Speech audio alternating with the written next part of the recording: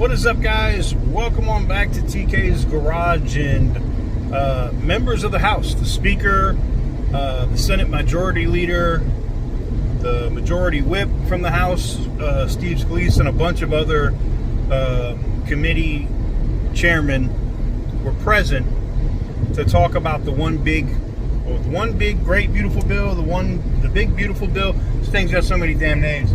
But they're doing press conferences and stuff now, which means it's going to pass. And in this press conference, they're supposed to specifically talk about EV mandates and some emissions. So we're going to go ahead and cover it. We'll carry it in full. Right after the intro, we'll get directly into it and see if we're going to get what's been promised. So without further ado, roll that intro.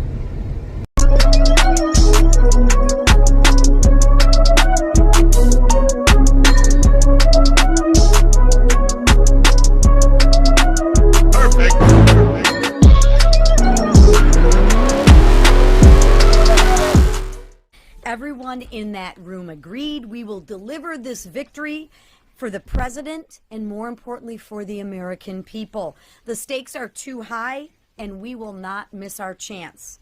Now, switching gears to news that broke over the weekend, the American people are smart, but we already knew that. When the Biden-Hur tapes were released on Friday, it proved that Democrats hid and lied about Biden's condition. The American people knew they were being lied to. And this week, I hope no one takes the Democrats' bait or the Democrats' word for anything, especially when they keep lying and fear-mongering about the one big, beautiful bill. We will not let them get away with their lies. And I hope you all ask them about the tapes this week, too. Really interesting. Contrast that with House Republicans, who will remain on offense this week as we advance our one great big beautiful bill. We will pass this transformational legislation for the families who just lost loved ones to the border crisis. Families like Lincoln Riley and Rachel Morin, who were both killed by violent, illegal immigrants, like Zach Cullen, who lost his life to fentanyl, and Agent Raul Gonzalez, who lost his life pursuing an illegal immigrant near the border. This historic opportunity to secure our border and make our communities safer. This bill provides technology to improve border enforcement. This bill provides resources to support border patrol agents that they so desperately need. This bill provides funding to deport more violent illegal immigrants and materials to finish the wall. We have an opportunity right now before us to make generational investments in the safety of our communities. Let's close the floodgates and remove those that never should have been here in the first place. But let's not forget some of what other wins are in our bill and what's at stake, like the people and the mom and pops, the businesses that are facing historic tax increase if we don't get this bill done. They will not survive if we don't pass this bill. And those on Medicaid who need it strengthened, sustained, and secured. It's time we put them first, not illegal immigrants. That's what we promised the people, and that's what we intend to deliver, to put the American people first. And the one big beautiful bill delivers on those priorities. And I know every single House Republican will be proud of its passage, because when it's all said and done, history will remember that Republicans put Americans first and the Democrats didn't. And now I would like to turn it over to our chairman, Mark Green.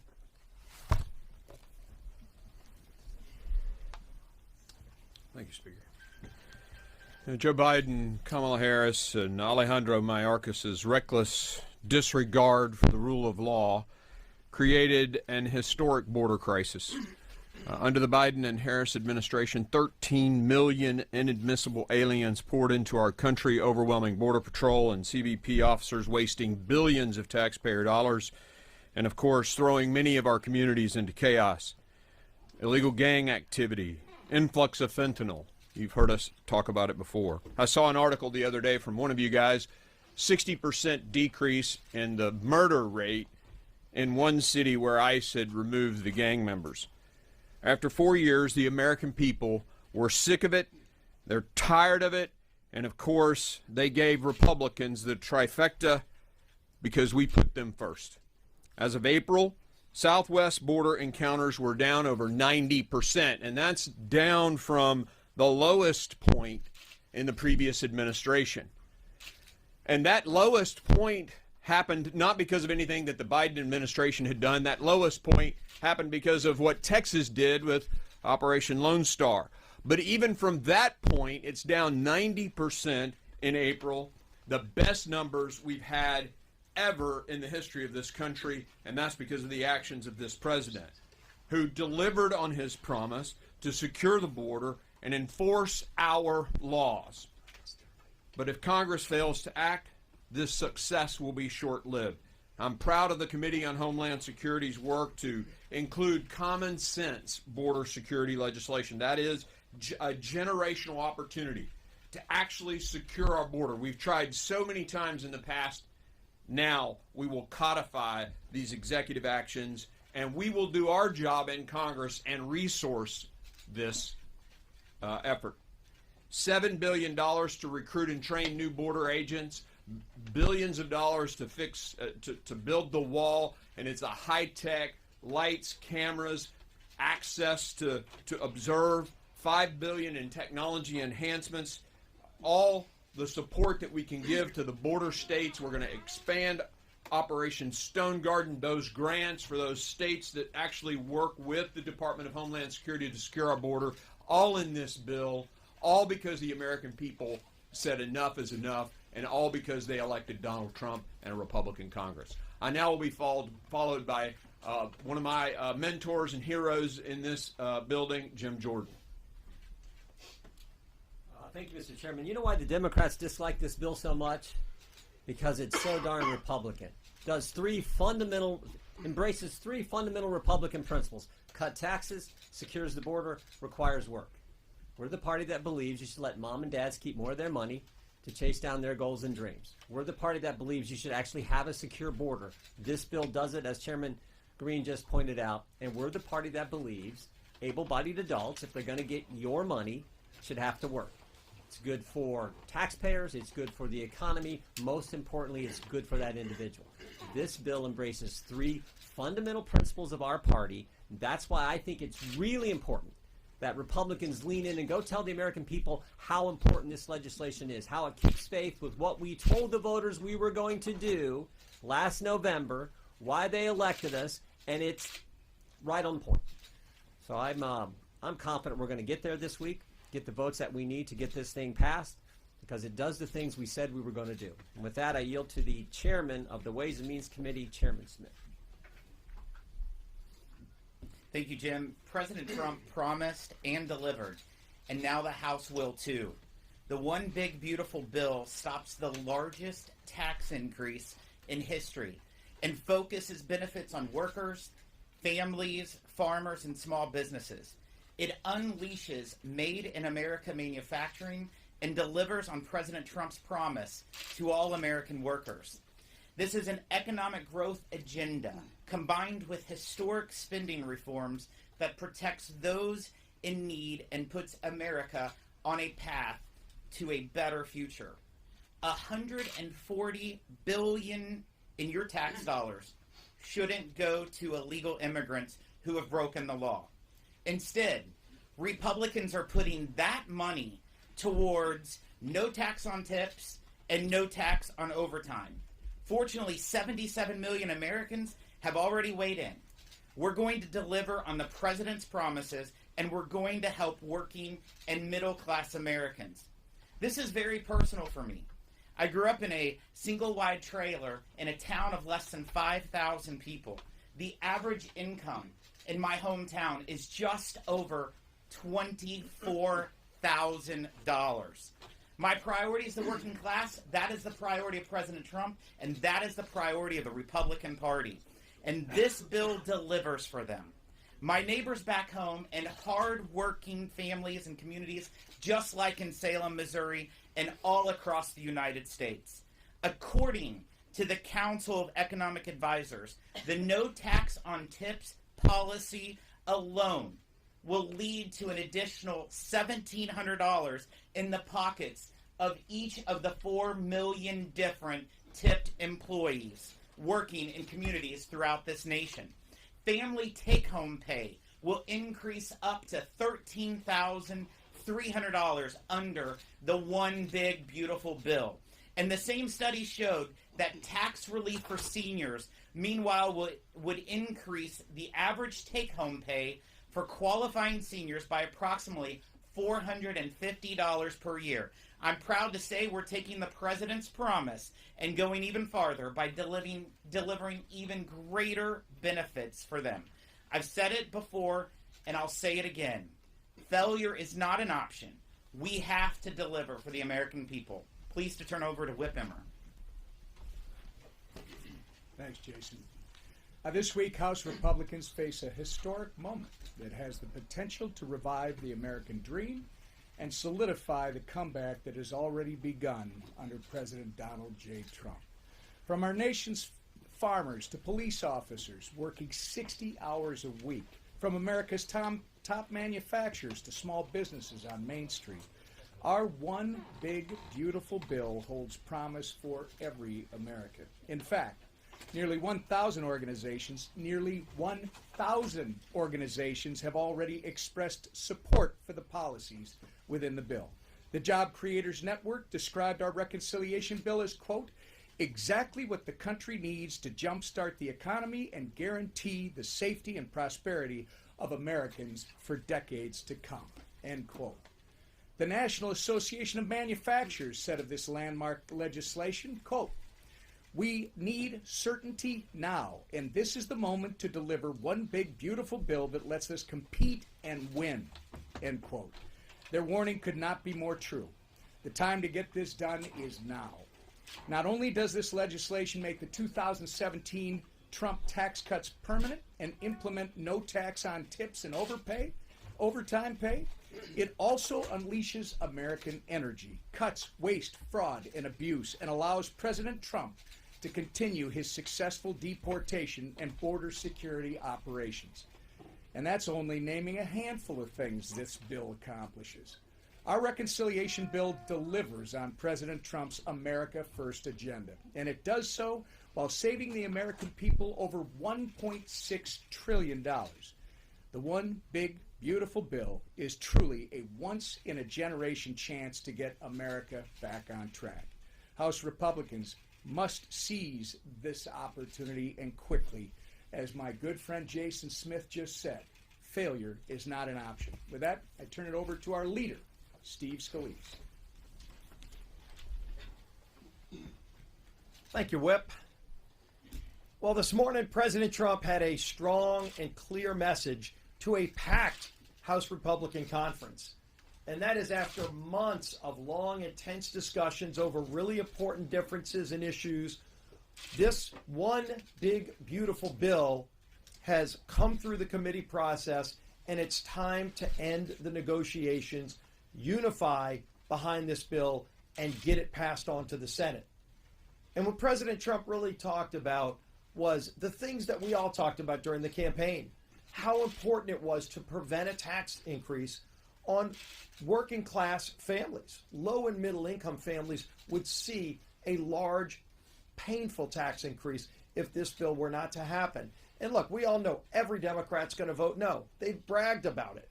They are fighting tooth and nail to stop us from preventing a tax increase. Democrats also made it clear they want open borders. And they sure don't want the provisions of this bill, as Chairman Green and Chairman Jordan talked about, that will give our Border Patrol agents the tools they've been asking for years to finally have the technology to be able to compete with the drug cartels and have better tools than the cartels of Mexico have to secure our border, to complete construction of the wall, to deport criminals who came to America to harm our citizens. And President Trump is finally following through on that promise to secure our border, but he needs more tools to do it. Something we also ran on was producing more energy in America. And this bill reverses the Biden-era policies that shut off American energy, making our country more dependent on hostile nations, giving Putin billions of dollars a month more to fund his war in Ukraine by shutting American energy off. This bill opens it back up again. It generates more money. It generates opportunity for families. It generates higher wages for hardworking taxpayers. It will generate real economic growth to lower inflation, to lower costs at the grocery store, to lower interest rates. All the things that 77 million voters gave us a mandate to go deliver on. I know we've got a few final issues to resolve, but as President Trump said today, it's time to stop the talking and we need action. We need to deliver for those families who have been waiting way too long for the results that are in this one big beautiful bill. A lot of great policies to deliver for those families is just waiting. We're going to deliver this week. We're going to bring the bill. Failure absolutely is not an option. We've got to get this done. And the man leading that charge here in the House, who President Trump had some great words about, is our Speaker, Mike Johnson.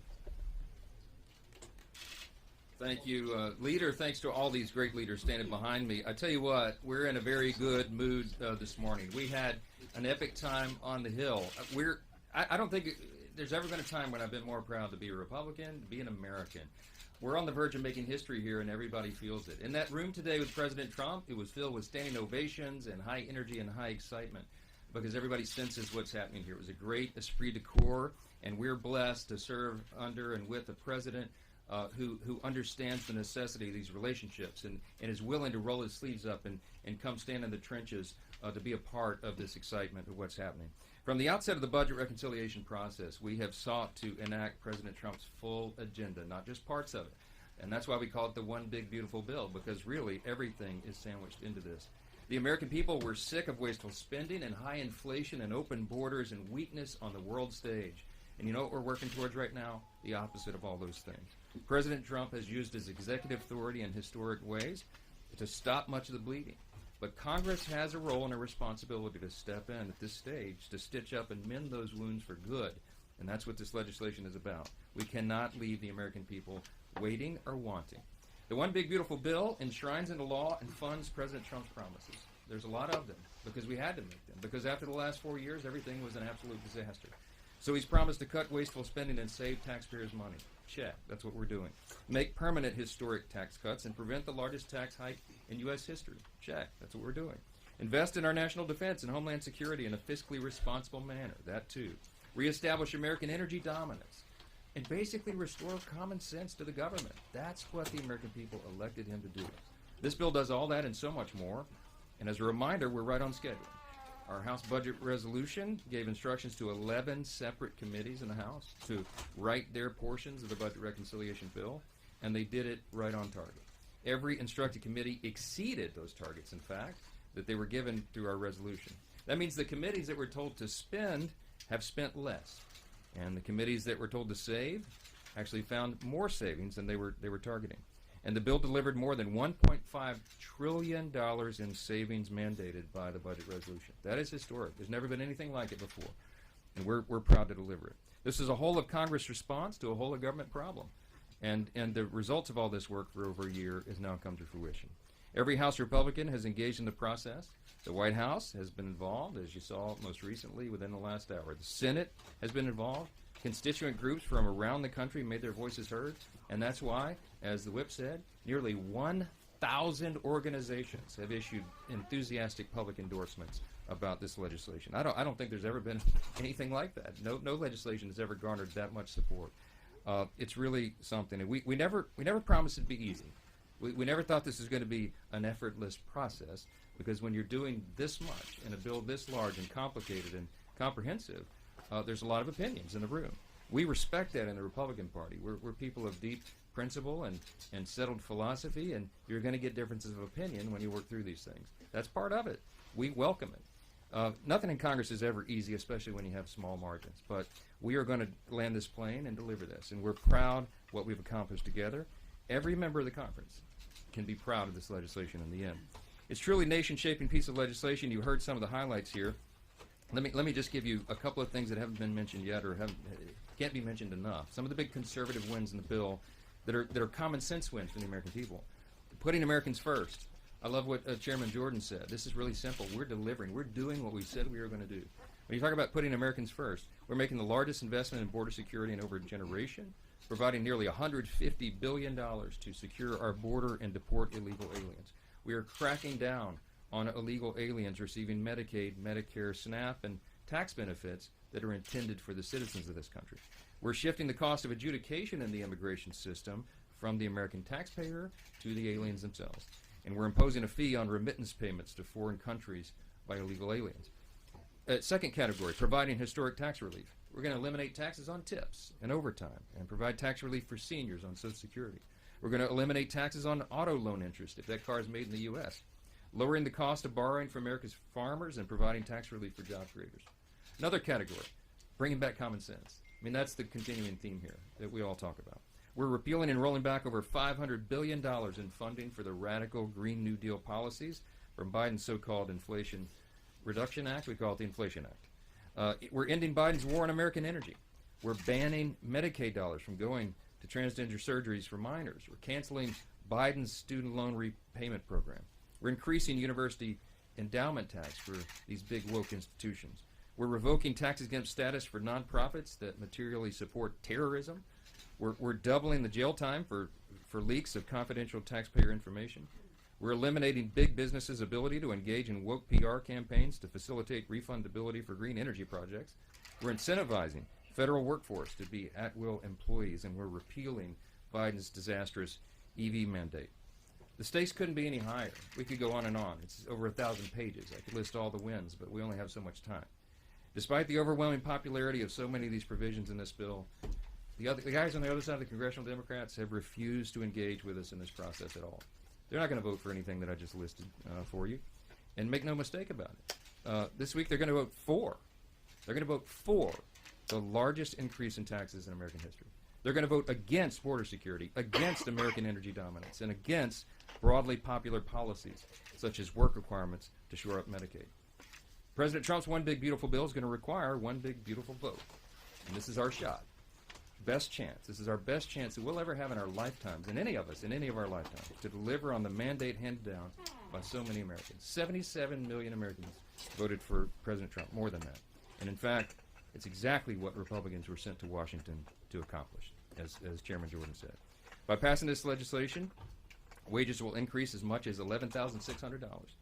Take-home pay for the typical American family with 2 kids will increase by $13,300 a year. As many as 4.2 million full-time equivalent jobs will be created because of this legislation. But if we fail, here's the alternative. Here's what the Democrats are going to vote for. Every American citizen seeing a 22% tax hike. 26 million businesses would see a tax increase to 43%.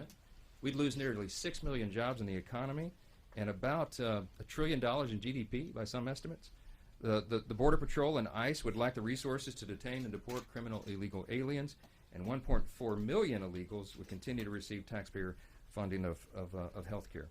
Look, we could go on and on this morning about finishing the border wall and accomplishing all these things that we've talked about. But I'm just end it here and tell you that failure is simply not an option. We have to get this done. I told President Trump on the campaign trail that I believed he could be the most consequential president of the modern era and arguably maybe one of the most in all of U.S. history, maybe top 2 or 3. I think this is the way we deliver that. And by extension, that means that this Congress can be one of the most consequential in history. We do not take that lightly. And despite the challenges and the nonstop media criticism and the historically small House majority, we are right on track to deliver, and that's what you'll see this House do this week.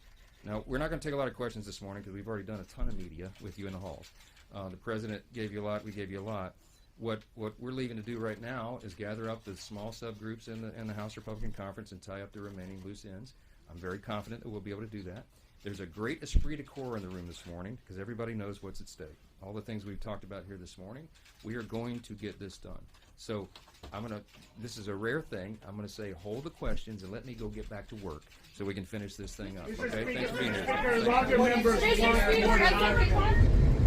Well, they did say they were going to end the EV mandate. We heard that part. Didn't hear a lot on emissions, but getting rid of the EV mandate is part of getting rid of all of the stuff with California, with the California Air Resource Board. So I'm all about that. If they're going to get that, if they're going to make that happen, let's make it happen, Captain. I'm done. It's time to get this shit out of the way, get it done, get back to some damn common sense, so that manufacturers can start building. Like I did a video on this yesterday. Automotive manufacturers, and it's not just Stellantis, Ford too. Farley is waiting for this, so we know where we're going to be at with emissions for the next 10 years, 15 years. Stellantis is doing the same. Chrysler, Dodge, Jeep, and Ram is literally waiting on this to be done. As soon as this is done, as soon as they know what their guidance is, they can start announcing stuff, building stuff, and turning that company around.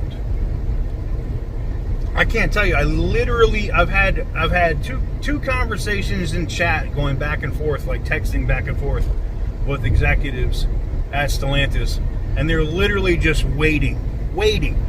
It could save Chrysler. I'll put it like that. The emissions pullback could save Chrysler. Without it, it's gone. Gone like within the next 90 days. When the new CEO comes in, it'll be gone. It'll be gone with Maserati, or maybe they keep Maserati and they get rid of Alpha, but they're getting rid of brands. Probably 4 of them immediately. Anyways, let me know what you guys think in the comment section down below.